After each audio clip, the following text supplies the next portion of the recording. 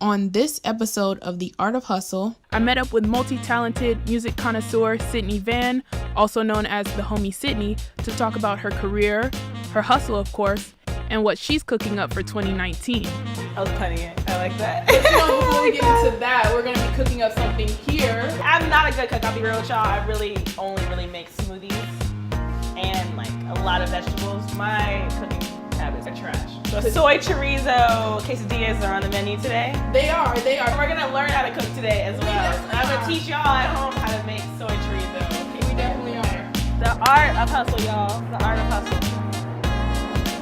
So what we have here is kind of the layout that we're going to be using. Cool. Sydney sent over this recipe, and so I'm excited to try it. She's excited to try it. I feel like I ordered this once and it was fire. Yeah. So I really just like Googled that shit.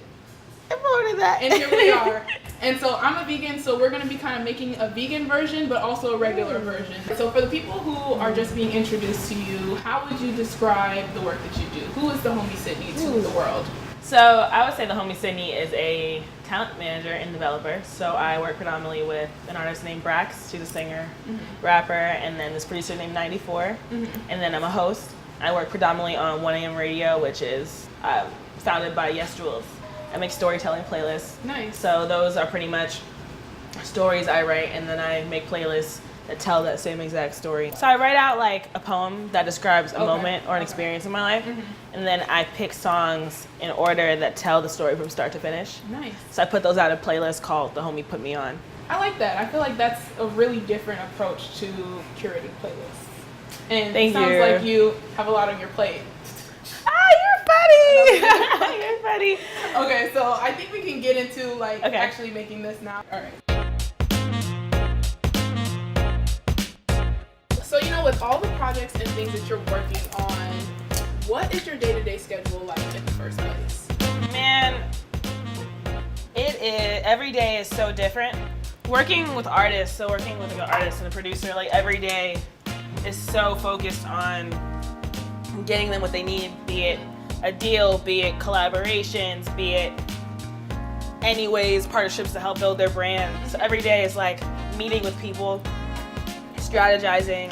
Do you have advice for people who are kind of trying to balance that type of schedule where they are like kind of their own business managers and they need to figure out a way to get on top of their schedule? Like what do you use to kind of keep you on track when you're working on a lot of things? One, I love this planner I actually got from BSA while I was a student at USC called Passion Planner. That shit is banging. And it also allows you to keep track of your daily goals, your weekly goals, reflections of the week. I also use this other app called Wonderlist. And then I use a lot of Google Calendar. And scheduling yourself out like that, you have to be hard on yourself, and that's what I had to learn. I was really inspired when I saw your year in review that you did for 2018 on your Instagram stories. And I feel like you just had like such a triumphant year last year. Thank you.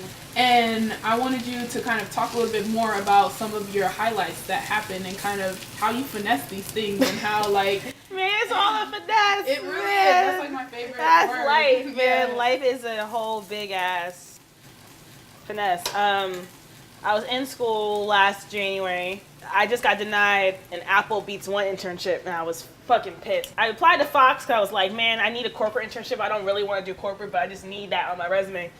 And then they ended up reaching back out to me, and it was a blessing because it was actually in their music and sync licensing department, which is like, and actually a skill I needed to learn to understand more stuff in the music industry. And then I actually met this group of girls who were just a bunch of just really dope-ass young girls in the music industry. I met them at a party.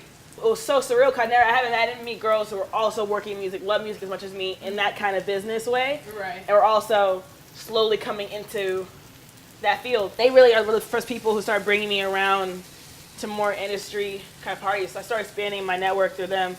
Shout out to Amal, Zoe, and Semi. That was good. Girl, we doing this. Yeah, okay, we doing this. See, I don't cook a lot, but when I do, I get very into it. That once a month situation is like, this is like the best highlight. This is like the highlight of my life right now. Thank you. I'm glad. Thank you. This is amazing. This smells kind of bomb too. Yeah, Then I started working with Sweetie, and I was the assistant to her manager. I learned so much there. That was my first real like label management company experience. So just being a part of all that and learning from Seeing such that OGs like Max Goose and stuff, that was a blessing for me. Assisting was like very instrumental in teaching me how to work with the client, how to work with executives, how to speak with executives, and how to really properly network, because you represent the company. So you have to always be on your A game. There's an art to it. There's an art to it, the art of the hustle. Yes, ma'am. Yes. No, that is exactly right. But that's super dope, though. So have you always been interested in the music industry, or is that where you saw yourself going when you were younger? Yeah, music is really my passion. I can't see myself not working in music, for real. That's literally like, you know what, some people are like, yeah, it's pretty much like what I'm good at. That's that. I can't do math. I can't do science. But music, I get that. Yeah. So just kind of like entertainment across the board. Yeah, because I love hosting, I love talking to people, and I love making people laugh. But I also love music business and marketing. So it's my whole thing is figuring out a way to coalesce those three to make a like career that always integrates those three things. How long were you doing radio before you started working with 1 a.m. radio? That was my first time doing radio. Ever? And your podcast, you just kind of did that on your own? Yeah, it was literally like a DJ set with me talking in between it. This is looking real good, and this is vegan. Did you see how the cheese? Look at that! Look at that! Look at that! How was it? 5.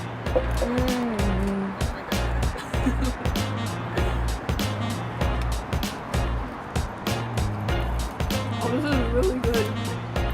You did that. I can cook now, y'all. Yeah, it's official. I'm giving you a certificate. It's official. I can kind of cook like 3 meals and some smoothies. Right. So do you have any advice for people who are interested in entering the music business and kind of doing that same area of work as far as talent management and like talent development and things like that? Find someone who truly fucks with you, a mentor, or peers around your age group who fuck with you. I want to introduce you to the world. What's the best way you can think people should go about that? Reaching out to possible mentors on Instagram, through email. But when you send emails to people who are media professionals or entertainment professionals, think about it in a way of how can you benefit them. So not asking just for a mentorship or a meeting, but being like, hey, I love what you do. I want to help out in this area. Here are ideas I have that can benefit you in this area, that can help you succeed. Right. If you make it about your possible mentor instead of making it just about you, they'll be inclined to talk to you because, like, wow, like they're realizing the game. Like, it's about paying your dues. From there, if you're personable and you're authentic, people will like you. It's one is law of attraction. It's two. It's this industry is all about who you know.